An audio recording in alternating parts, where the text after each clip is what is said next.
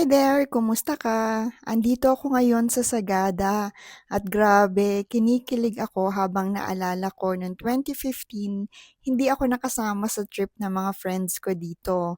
Kulang sa time at kulang sa budget. But by God's grace, He made it happen now. At noong January, nagstay ako dito for 1 month.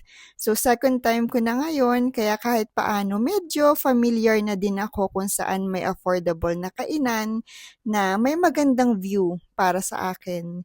Andito nga ako ngayon sa Sagada Happy House. Nakaka-relax dito at nung time na pumunta ako, wala masyadong tao, so tahimik talaga siya.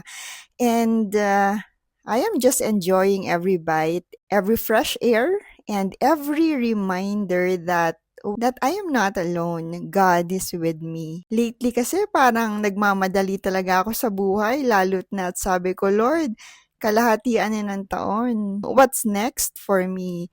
At kapag nasa waiting season tayo, minsan talaga, all we need is a peaceful place, good food, and God's gentle whisper saying, life may feel slow sometimes, but I am still working behind the scenes.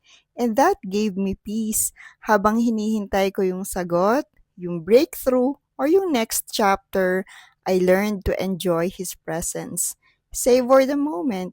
Feed my soul and spirit with God's promise that His delays are not His denials. Sometimes we think we're being left out, pero in truth, God is just preparing the best for us. Kung kakapit lang tayo, magdadasal pa tayo at maghihintay tayo, makikita natin ang kamanghamanghang bagay na ginagawa ng Diyos sa buhay natin ngayon.